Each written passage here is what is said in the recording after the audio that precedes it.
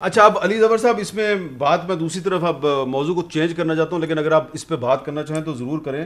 لیکن سوال میرا آپ سے یہ ہے کہ اب مریم نواز شریف صاحبہ جو ہیں ان کے خلاف نیب نے جو ایک درخواست دائر کی ہے لاہور ہائی کورٹ میں اور کہا جی کہ وہ ملک دشمن سرگرمیوں میں ملوث ہے، تو نیب جو ہے وہ تو کرپشن کے خلاف کام کرنے والا ادارہ ہے. کیا وہ لوگوں کی لائلٹیز حب الوطنی اس کا بھی بیرومیٹر ہے نیب؟ اس کو یہ اس طرح کی درخواست دائر کرنی چاہیے؟ جی، اس کا میں جواب دیتا ہوں. حامد میر صاحب، پہلے تو اچھی بات ہے کہ سب نے کنڈیم کیا جو شہباز گل کے خلاف جو ہوا جو کاروائی آج، یہ بڑی اچھی بات ہے کہ سب اس کو کنڈیم کر رہے ہیں. جی دوسرا میں یہ بتاتا چلوں کہ حکومت کی، پی ٹی آئی کی کوئی پالیسی نہیں کہ ہم صرف بیانات پہ کسی کے خلاف کوئی کاروائی کریں سازش کی. یہ تو ایک ہر ایک کو کنٹرول کرنا چاہیے، اپنی زبان کو ایک بیلنسڈ زبان استعمال کرنی چاہیے، جذبات پہ قابو رکھنا چاہیے کیونکہ لوگ سنتے ہیں. لیکن اگر غلطی ہو جائے کسی سے تو وہ آ کے اس کو کریکٹ کر لے، اس کی ایکسپلینیشن دے دے، تو وہاں معاملہ اینڈ ہو جاتا ہے. لیکن جو ہماری پی ٹی آئی کی ایک پالیسی ہے، جو عمران خان صاحب کی بڑی کلیئر کٹ پالیسی ہے، جس سے میں 110% اگری کرتا ہوں، اور وہ یہ ہے کہ ہم نے یہ کرپشن کے خلاف جو مہم ہے یہ جاری رکھنی ہے.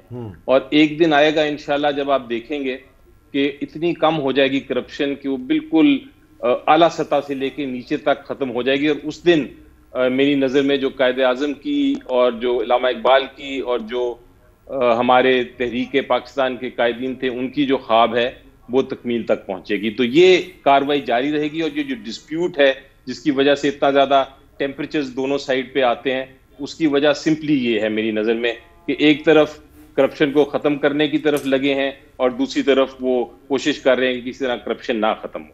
اب آپ کا دوسرا سوال تھا میڈم مریم نواز کے جو اپلیکیشن فائل کی گئی ہے نیب کی، تو آپ کی بات درست ہے کہ نیب کا جو دائرہ اختیار ہے یا جو ان کی مینڈیٹ ہے وہ یہ ہے کہ کرپشن کو پکڑیں اور کرپشن کا خاتمہ کریں، اور جن لوگوں نے کرپشن کی ہے ان کو سزا دلوائیں.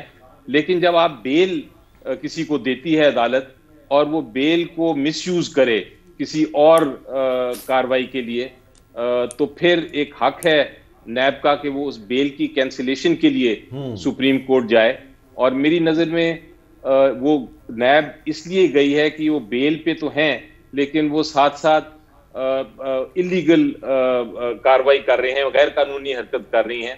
اور وہ سپریم کورٹ نے، میری جو اطلاع ہے، پتہ نہیں شاید درست ہے یا نہیں، لیکن میری جو اطلاع ہے جو میں نے میڈیا پہ سنا ہے کہ وہ نوٹس سپریم کورٹ نے دے دیا ہے. اور اگر سپریم کورٹ نے نوٹس دے دیا ہے اس کینسلیشن آف بیل کے معاملے میں، تو پھر سپریم کورٹ کو ضرور کچھ نہ کچھ نظر آیا ہوگا اس بیل اپلیکیشن کے میرٹس پہ، کینسلیشن کے میرٹس پہ، کہ وہ نوٹس دیا ہے اور جواب مانگا ہے. اچھا تو اب دیکھنا یہ ہے کہ کیا وہ اتنے پوائنٹس نیب نے ریز کیے ہیں بیل کینسلیشن کے جو قانون کے مطابق بیل کینسل ہو. بیل کینسلیشن ہونا مشکل ہوتا ہے، اس کے لیے کافی ساری انگریڈینٹس چاہیے جو کہ ہیں، لیکن اگر وہ اگر سپریم کورٹ فیصلہ کرتا ہے تو بیل کینسل بھی ہو سکتی ہے اگر آپ اس کو مس یوز کریں اپنی بیل کو. چلیں، یہ آپ نے ایک قانونی نقطہ ہمیں سمجھایا ہے، لیکن مریم نواز شریف صاحبہ نے آج اعلان کیا ہے کہ وہ بالکل بھی پاکستان سے باہر جانے کے لیے تیار نہیں ہے. اگر ان کو اجازت بھی دی جائے تو وہ اس وقت تک نہیں جائیں گی جب تک عمران خان صاحب حکومت میں ہیں. مصطفیٰ نواز کھوکھر صاحب، پنجاب میں ایک اور بھی بہت بڑا مسئلہ ہے، وہ کرونا ہے، بڑا پھیلا ہوا ہے اور لاک ڈاؤن ہو رہا ہے. تو یہ کرونا کی وجہ سے کہیں لانگ مارچ کا جو شیڈول ہے یہ متاثر تو نہیں ہو سکتا؟ میر صاحب، کنسیڈریشن میں ضرور اس کو لینا چاہیے. میرے تو گھر میں خود وفات ہوئی ہے میرے والد کی کرونا کی وجہ سے، تو میں تو یہ قطعاً نہیں کہہ سکتا کہ یہ ایک رسک نہیں ہے، یہ رسک ضرور موجود ہے. اور آج سندھ گورنمنٹ نے بھی لاک ڈاؤن شروع کر دیا ہے. جی، تو باہر طور، لیکن جو پروگرام سے میں پہلے گفتگو ہو رہی تھی، علی بھائی نے بھی جو باتیں کی کرپشن کے خلاف اپنے بیانے کی جو گفتگو انہوں نے کی، اس پہ میں صرف اتنا کہنا چاہوں گا کہ تقریباً 3 سال گزر چکے ہیں، عوام نے صرف انہیں یہ کرپشن ہر دفعہ ہر موقع پہ کرنے کے لیے ووٹ نہیں دیے تھے. انہوں نے انہیں ووٹ اپنے معاملات، اپنی معاشی معاملات، مسائلوں کے حل کے لیے بھی دیے تھے. اس وقت ملک میں مہنگائی عروج پہ ہے، بے روزگاری عروج پہ ہے، ہماری مڈل کلاس شرنک ہو کے رہ گئی ہے. 16% کہتے ہیں ہماری مڈل کلاس تھی اور وہ 10% شرنک ہو کے اس وقت 6% پہ کھڑی ہے. اور اگر آپ پاپولیشن پہ تقسیم کریں تو 10% 22 کروڑ پہ تقریباً 2 کروڑ 20 لاکھ آدمی بنتا ہے جو مڈل کلاس سے نکل کے سطح غربت کی طرف آیا ہے. تو جو مسائل ہیں لوگوں کو ان کو بھی حل کرنے کی طرف توجہ دیں اور صرف یہ ہر وقت کرپشن کا راگ نہ اس کا چھوٹا رسپانس دے دیں علی ظفر صاحب, چھوٹا سا رسپانس دے دیں. دیکھیں, جو دو چیزیں آپ کو دیکھنی ہوتی ہیں, سب سے پہلے یہ دیکھنا ہوتا ہے کہ کیا پالیسیز ایک حکومت اکنامک پالیسیز اپنی اپنا رہی ہے اور وہ درست پالیسیز ہیں کہ نہیں.